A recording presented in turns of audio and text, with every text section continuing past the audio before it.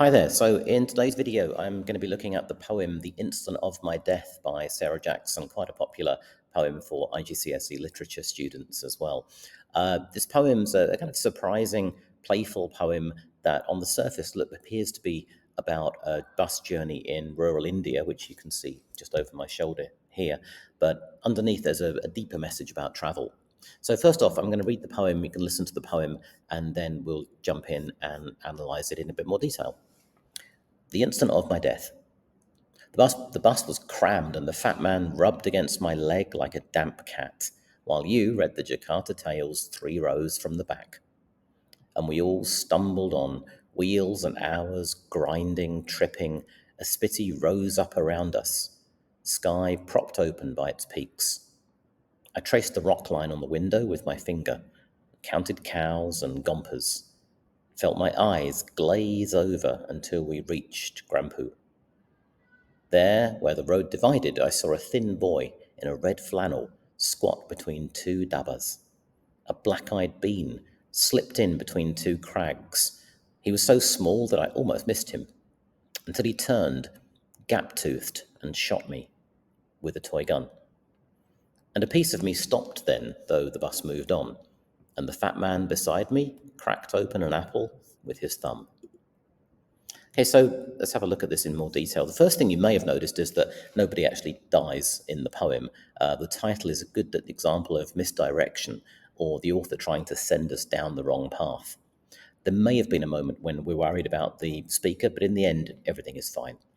Although perhaps there is a metaphorical death going on here that we can explore later. As the poem starts, the speaker sets the scene. We're on a busy, cramped bus with very little space. We don't know this yet, but the setting is actually in a rocky, mountainous part of northern India called Spiti.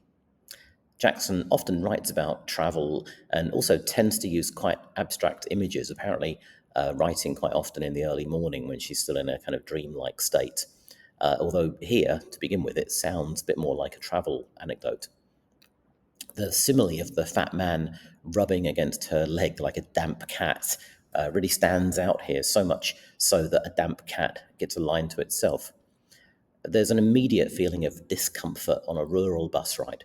The cat simile sounds like it's something she can't really shake off and has little choice but to accept and endure, as there's no other free space. Now, in the third line, Jackson uses the second person voice to say this was all happening while you read the Jakarta Tales. There's a sense, I think, of slight annoyance that her unnamed companion gets to read a book while she's stuck next to this guy. The second person voice also brings us into the poem more directly, which is a really effective technique.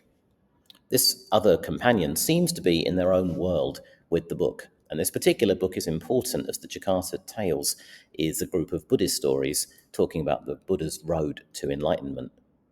Maybe this is why the pair are going on this trip after all, to find some kind of deeper truth. But is it going to be found in the pages of a book or elsewhere?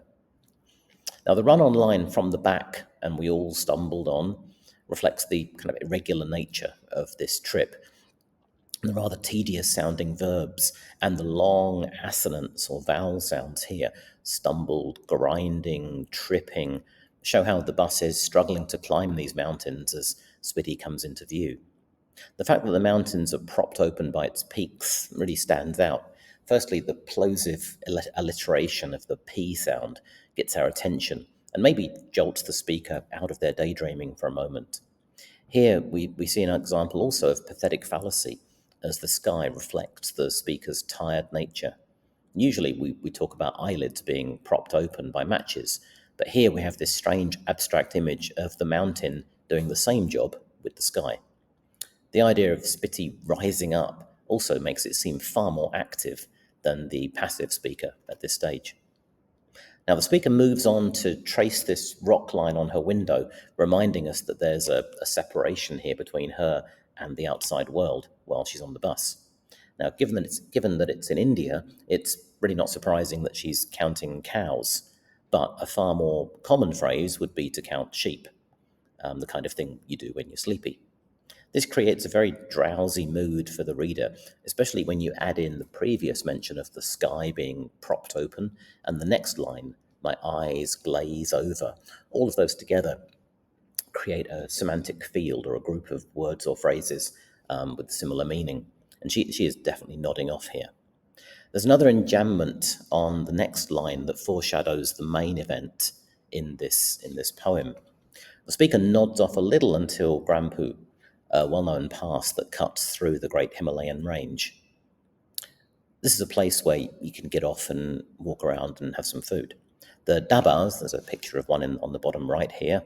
The dabas are well-known places where you could stop and get a curry maybe. And this change provides her with something new and also someone new to look at.